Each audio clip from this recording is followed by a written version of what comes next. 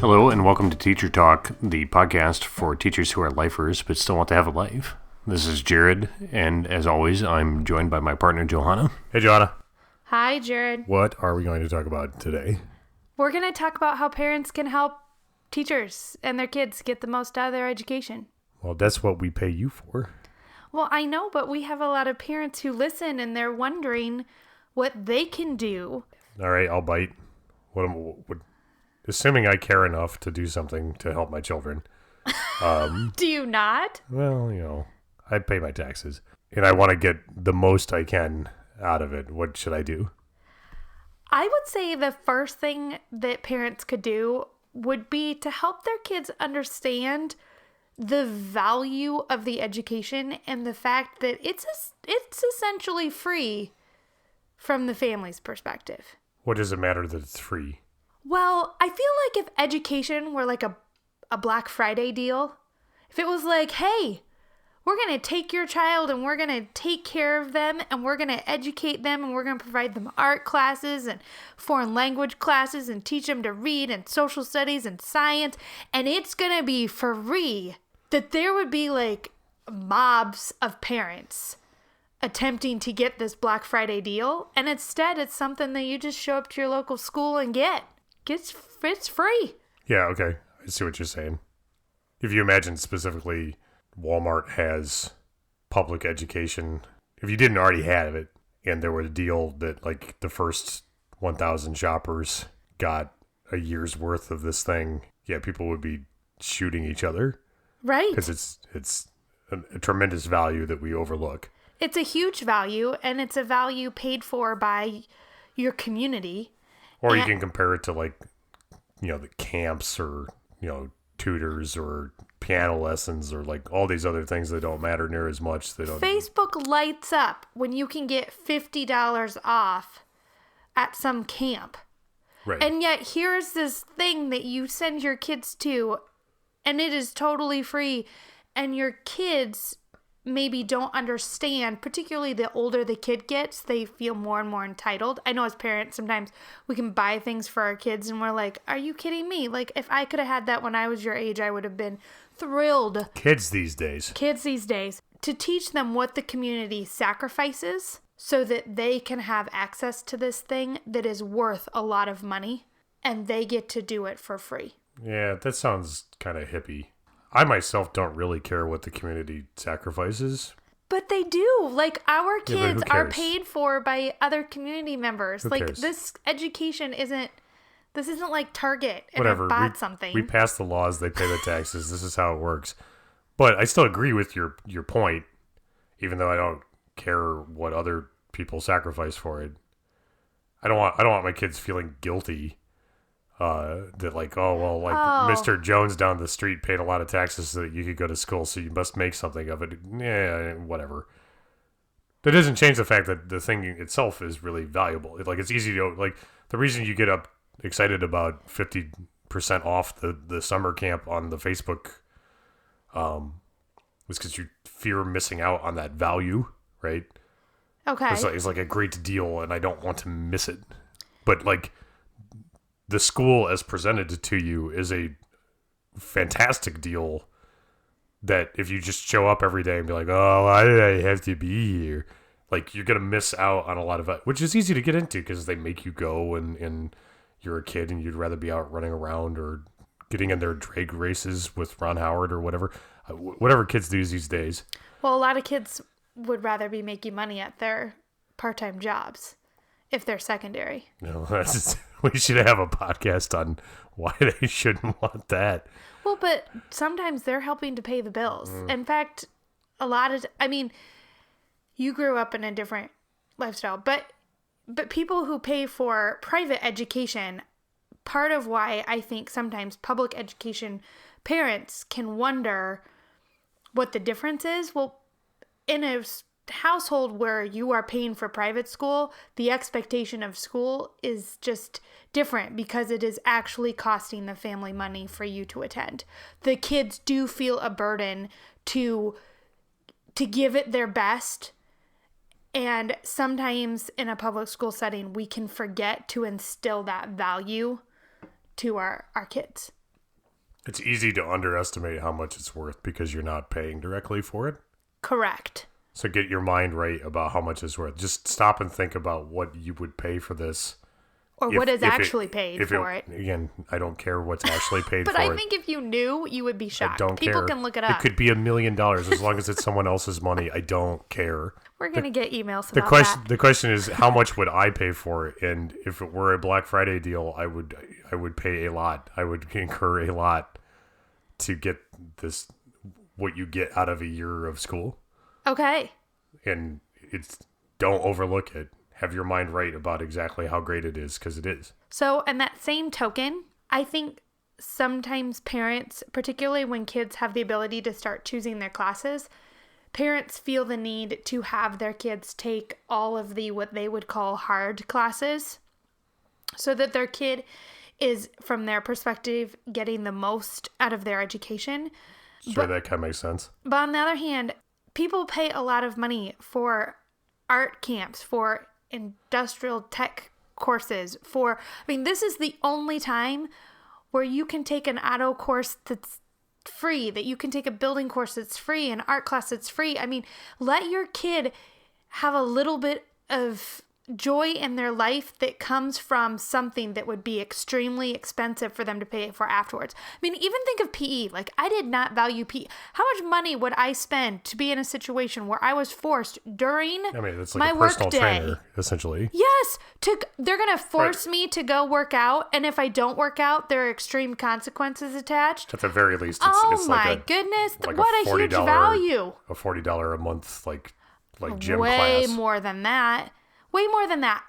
If I had to pay for what PE offers to my kid for free, it would be over $100 if I wanted to buy it for myself as an adult. Yeah, no, I get what you're saying. You think, well, these AP classes, I get the college credit. That saves money and time and stuff in the long. Well, let me tell you, what costs a lot of time and money is not being sure what it is you want to do at college. Because you have all the AP courses for the thing you thought you wanted to do when you were 15 doesn't mean that that's the way it's going to work out. Sounds like you're speaking a little bit from experience there, Jared. I've heard stories. Having those CAD or industrial tech or art or other things rounds out your experiences in a way I think that maybe helps you be better equipped to decide the path you want to take in college. And I wouldn't want to underestimate that in favor of one more class's worth of AP credits. I will always regret not taking the basic auto course. I will never regret. We could send you to DMAC now. I know, but see, I don't want to because it costs a lot of money to go take that class and time. This was in my work day, essentially. I could have gone and had someone teach me the basics of my car, and I would have used that every month in the rest of my life. Are we allowed to say DMAC to people? I suppose. Why not? You could go to the community college, I suppose. Yeah, don't overlook it. Don't overlook it. Okay. Because you're right. It's how much would you pay for these camps? A lot. And it's just right there. Oh my goodness. There are so many experiences I should have had in high school that I didn't have because I was constantly chasing the AP credit, or I was constantly chasing what was seen as elitist or special or important or would make me smarty pants. I would have been a better person if I had taken courses that put me outside my wheelhouse. Yeah. Okay. So now that we've done that, next thing the parents can do to help is that they need to treat the teacher with respect and talk about the teachers with respect. Yes. You say it like that. Does that not go without saying? No. Oh, God. Well, how easy is it for you as a parent to get your perspective from your kid? Because your kids never lie, ever, or misunderstand the truth, ever. Or maybe it is a teacher that you think is not very good. And how hard is it for you as a parent to not voice your opinion of what that teacher should be doing? It's like parenting. How many times do our kids say, well, daddy said, and I think, oh God, Jared, but I can't say that because that would be I can't say that in front of the kids. The kids have to know that we're a team, that we are together in it. And I think parents can sometimes not realize the power of their words when they make comments that put the teacher down. Sure. I don't know. I feel like that's kind of table stakes. What does that mean? Shouldn't be more than exactly what's expected to even participate. But I guess, like, it's easy to fall into a trap of, like, being right out loud. But there's no sense in being right out loud to your kids when it's going to damage what's going to happen going forward. It's very common for me to overhear things, particularly at the secondary level. I think it's harder to bond with your kid's teacher because there's so many of them and they can switch out every semester. Like, well, your teacher just doesn't get you. Oh, because that doesn't even sound that bad. It's not like you're rolling in and saying, hey, that teacher's an idiot, you shouldn't listen to them. But like, oh yeah, this teacher just doesn't get you, son. Sure. Really? I need to fill out that form? Is this necessary? Like, those comments add up and transform what your kid thinks about school and that teacher. Even one is probably, I can see how, all right, that's a good example because I get it now. But like even one of those is really poisonous to the because what you're doing is you're signaling approval to your student if they disengage. Or are mean to the teacher. Well, that's one level more. But just, I mean, all you need is for them to think that it's like approvable for their disengagement. Like, this one's not worth it, so I don't need to try. Of course that's going to lead to bad results. Even if you're right. Even if they don't get it. Even if they don't get your kid. We always say it. You don't get to pick your boss a lot of times in this world, and you got to learn to work for all different types of people. Teaching your kid how to manage someone that they don't personally maybe jive with has value, and behind closed doors. Jibe. Is it jive? I don't. Jive is like when jive turkeys are saying things that jive turkeys would say. I'm looking at you with a shocked face because I don't know what's coming out of your Jive mouth. is like a African American slang word from the 60s about like goofy or insincere talk. Jibe is the word you're looking for on like getting along with. I'm gonna need to look this up. Okay, I'll believe you for now. Okay, but I'm gonna confirm later. I'll write my letter to the Omnibus podcast if they were wrong because I think I'm relying on them for it. Got it. Okay. But you can say whatever you want about your kid's teacher when your kid can't hear you, as long as you're communicating to your kid. Even then, why? But sure. Well, I mean, everyone's got. Just don't signal to your kid permission to disengage from any classroom. Or permission to be disrespectful. Again, that's a whole additional step beyond. Well, but the kids go to that step a lot quicker than you think, particularly if they have started puberty. It takes very little for a 12-year-old to say, like, well, that was permission to do whatever I want or to treat them however I want. It's impressive how very little is necessary for kids to go.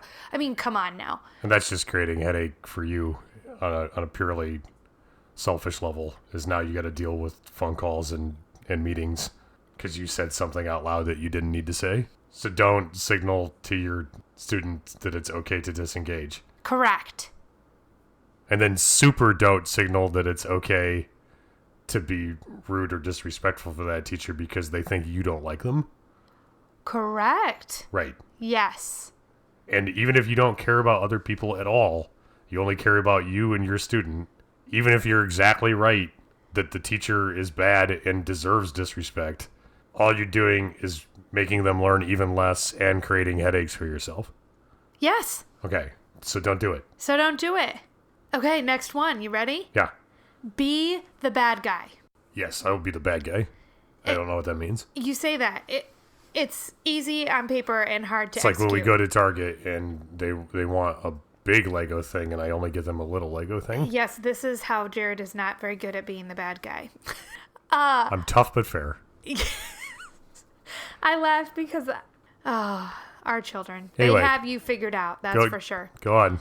This isn't a parenting podcast. Well, it kind of isn't it right now, but it's a parenting within the context of teaching podcast. Okay, so how many times, Jared, have you, let's say within the last week, asked your kids to engage in brand new learning that was challenging and difficult? Not very many. Right. Like, we might review learning. Like, just, like, thinking about that makes me like, ugh. It's hard to learn something new. Think about yourself. Because they will start to misbehave, and they will try to find excuses to do something else. They will. They will be disruptive, not really because they want to be bad, but just because they want me to want to quit. Yep, they want to avoid. Yeah, they will start picking at each other for wondering if that will. It's just a nightmare. It is, and so sometimes my 2 kids that are mine, trying to teach them new things, it's impossible. This is why we pay professionals to do it 30 at a time. Yes. Okay.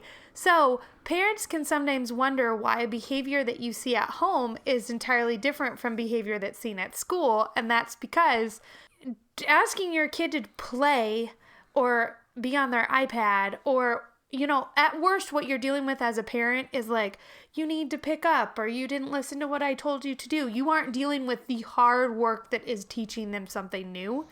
And so because the teacher is engaging in that work, kind of go back to the old school of be the bad guy. If the teacher calls or is letting you know about behavior issues, let that be your burden and let the teacher's burden be teaching. So you mean like punish them? Yes. I don't know if we punish in this household. Teachers don't call parents often. It's too much work. They have too many students and it's scary to do. So if you're getting a phone call, if you're getting a comment, if you're getting a slip of paper home, be the bad guy. Even if it's unwarranted, let's pretend it was a misunderstanding or overreaction. The communication that you are sending to your kid on how much you value education, it's worth it. But in all likelihood, it wasn't a misunderstanding or an overreaction because of what you just said. Yes. Like the teacher is a human, and the human doesn't want the conflict. Like if they're calling you, it's because they need to for your kid's own good. Otherwise, they'd find an excuse not to do it. It's not like they were waiting to get on the phone with Mr. So-and-so and have a tough conversation with them about why little Johnny was bad. This wasn't their goal today. Well, and I think back to a principal that I used to work with, and the way he handled it is if a kid got sent to the office, there was a policy already written. This is what happened the first time. This is what happened the second time. And the kid would come with their stories. Well, she didn't understand what I was... Doesn't matter. And it doesn't matter. He said that, but the policy says you're sent to the office. Are you in the office? Like Tommy Lee Jones. Well, then here's what we're going to do. Like, no hard feelings. I'm not going to be angry or mean at you. Tommy Lee Jones in The Fugitive, and one of my favorite movie lines ever. Do you remember it? No. They're at the dam, and Tommy Lee Jones has Harrison Ford cornered at the end of the dam. Okay. And Ford turns around and he's got his hands up. He says, I didn't kill my wife. And Jones gives just the perfect line delivery of, I don't care. Like, it's not his job to worry about whether or not the guy is guilty or not. He just needs to apprehend him. And it's just a perfect, hard, but not mean delivery of this. I don't care. It is literally irrelevant to me whether or not you got sent to the office for a good reason or a bad reason. The only thing I need to know is that you were. Right. Which is similar to, I guess I would call it old school parenting. I don't want to get into kids these days and how I was uphill both ways, but extreme circumstances, it might bend a little over time. But for like initial types of things like that, like it wasn't relevant to my parents whether or not I deserved to have gotten in trouble. Like it all that mattered was that I did. I don't know because I didn't get in trouble. Well, I did. I mean, I did bad things. Actually, now thinking about it, I should have gotten in trouble. I mean, like if something like extremely wrong were happening, like as a policy of like it doesn't matter why that you did, and figure out how to make it not happen again is probably better for everyone involved, right? Correct. Even if it was unfair, figuring out. Even if other kids are doing it too, like from the kid's perspective, they will have a reason why they did X. Teaching is hard enough. Teaching kids brand new stuff is hard enough. making sure that the kid likes you enough that they're willing to do that hard work. I mean, you describe our kids and what they would act like if you tried to teach them something new and you love them and vice versa. Putting the burden of behavior on the teacher is hard. Putting the burden of discipline on the teacher is hard. Yes. And not that it isn't a part of their expectation, but it's a lot easier if... It's a lot better for your student if you take care of that. Yes. Hey, that's it. It's a lot better for your student if you take care of that. Okay. Agreed. Okay, other ones are kind of quick. So, give back to the school what you can financially. Yes. My taxes. Well, yes, you pay your taxes, I but your pay taxes my don't taxes. cover your kid's educational bill. I'm like Warren Zevon. I'm a model citizen. Right. I mean, you pay your taxes, but so do our neighbors so that our kids can go to school. Again, I don't care. Okay. They can move if they want.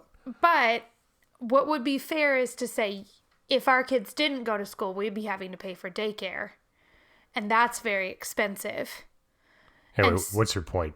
If you can afford it, give back, whether it be to the PTO, whether it be that you just send your parent or your teacher an email and say, send me a list, right? Either have stuff shipped to their school, or it's really hard at the secondary level. If there's a course that your kid is taking that has lots of supplies involved, a woodworking course or an art course, reach out to that parent and ask how you could help provide resources to the classroom. Because the truth of the matter... Reach out to that teacher, you mean?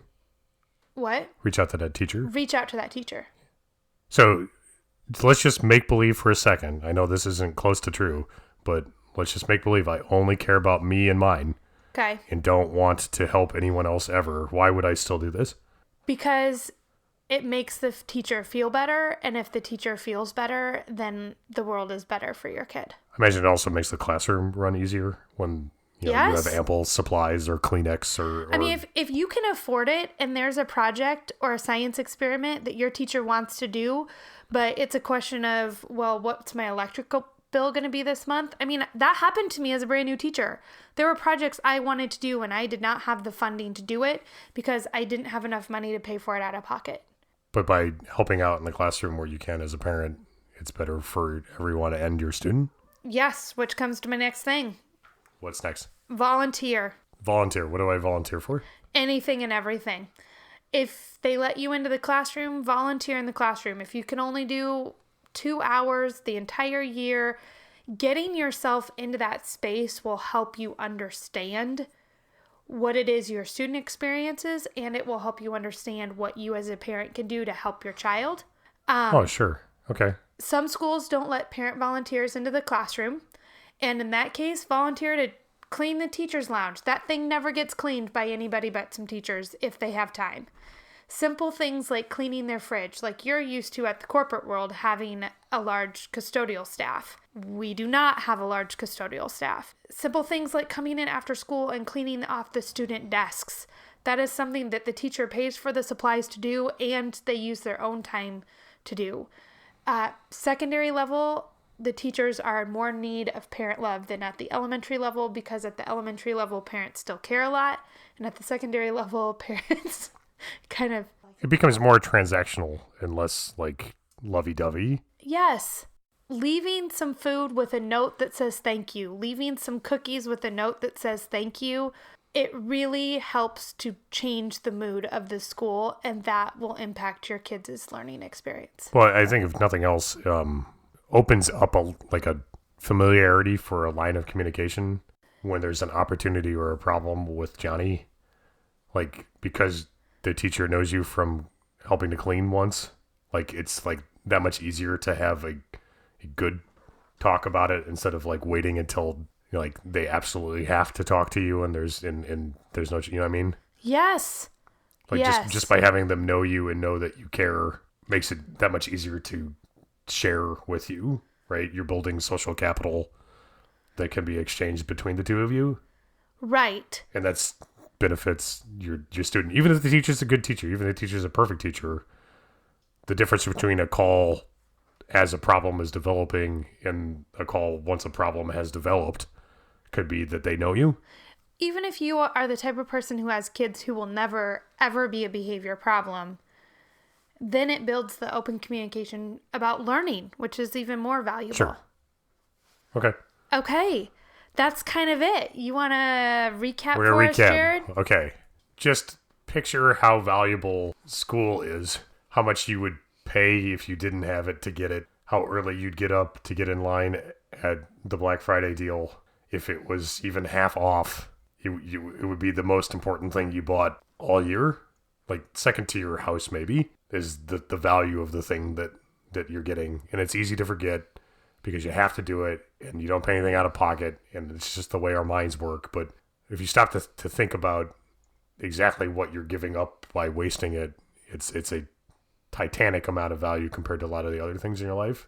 And it's helpful to, and maybe it's by making them feel guilty. I don't know. I don't roll that way, but like whatever it takes to get it in your kid's mind that, yeah, it sucks that you have to get up and have to go to this thing every day and they tell you what to do and you'd rather be free to do whatever you want. But think of what you're getting out of it and don't just fritter it away because you're bored. Right. And help your kids see it that way to the extent possible. Yes. And then think of stuff like in both directions, like taking hard classes while they're available, like AP classes, and getting college credit is great. And to not waste that opportunity while it's there for you. Taking foreign language so that you don't have to take it in college maybe is a Jared. thing some people might want to do. Or a foods course. Foods, art, industrial tech and stuff. If you compare to what you're getting... Band. Oh, yeah. I mean, of course. All of these things that as a parent we know how much will we spend on camps, and yet it's free in our kids' school. We just have to help them balance. Well, and sports and activities too, right? The sports that are, yes. Debate, bowling, track, like what you would, we talked about PE, but man, you want to talk about what you would pay for a cross-country coach to make you run a bunch. Yes, and if you didn't show up, like there were consequences. Yeah. Like there are expectations. These are things as adults we would pay a lot of money. We would have to pay a lot of money to get, and our kids have access to it for free. Sometimes I think parents struggle with like the standard of what it is, but different communities provide this at different levels, but either way, you're not paying what it actually costs. It's valuable there if you just choose to use it. Yes. 2 is don't undermine your kid's ability to listen to their teacher.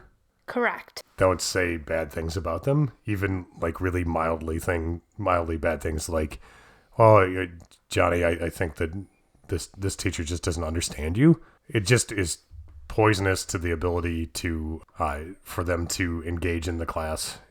And if you go too far, it will encourage them to be disrespectful. Once they learn that you disapprove of the teacher in any way. Or of the school. It just, how do you expect them then to go in and work hard and pay attention? Why would you do that? Even if you're right, even if the school sucks, even if the teacher sucks, you're just making it worse by giving your student your permission to act like it sucks. Okay, yes. So don't do that. Don't do it. Your teacher is going to do discipline when they have to, but if you can handle being the bad guy for discipline for your student, it just makes it better for them. Like, yeah, okay, I'm adding. I'm not supposed to add, but here's a perfect example. You're going to have parent-teacher conferences. The teacher's not going to bring up behavior unless it's genuinely a problem, a daily problem. So you got to kind of poke the bear a little bit if you want to know what's actually happening in the classroom. Oh, sure. Yeah. Like, so when Johnny is needing to do challenging work, what are some behavior choices he makes during that time? Really getting in the nuts and bolts, because they're going to paint out your child to be a saint. And like, I know our children aren't saints. So you gotta go in there and ask. Yeah, look for things that aren't bad enough to report, but are behaviors that you could help with. Yeah. By you eliminating those. But you got to be positive and ask for it, because you're right. They're not going to tell you unless it's like a real issue, not just a small barrier. Right. They don't have time to call every parent every day to report out kids acting like kids. It's helpful if you know that information because you asked. But then if it's just like, well, Johnny doesn't always pay attention the first time I give instructions, you can be the bad guy on that and be like, and say, hey, do you always, sometimes does your teacher have to tell you things more than once? Don't, right? Sometimes a kid can't help it. And sometimes a kid just needs an incentive to choose a different path. And a conversation with a parent or a parent that's checking in with them nightly about what they struggle with can really impact a classroom. Right, it does a lot of new stuff. So now we have to recap the recap. Okay. But help them remember how valuable it is. Don't undermine the school or the teacher. Be the bad guy. Even look for ways that you can work on things that maybe don't rise to the level of behavior issues, but if you could improve them, would improve the ability of your student to learn. And then the last thing is volunteer and show that you're engaged. No, there's two things. I guess it could be called one. Volunteer time or volunteer money, right? I would argue you should volunteer both. If you don't have money to volunteer, that's okay. Either way, it's volunteering. Okay, fine. But you could buy stuff for the classroom. Yep. Or you could volunteer your time, or you could do both. Yep. Or you can volunteer in the school proper. But by being engaged in that way, you make the classroom, with your money, you can help make the classroom run easier, which is better for your students and everyone. Yes, and the PTO, if you have one, is a great way to do that. With your time, you can show you're engaged and develop a personal relationship, which helps get that information like we talked about just on the last point of, well, it's not a problem, so I don't need to address this as an official behavior issue, but there is a thing that if we worked on could improve Johnny's learning. You won't get those communications unless you ask for them, or if you do some time to establish you're signaling that you're positive and that you're invested and that you care and you're creating a familiarity that lets your teachers talk to you easier by building social capital with them. Yeah. We did it. I like it. Okay. Thank you, Johanna. Thank you, Jared.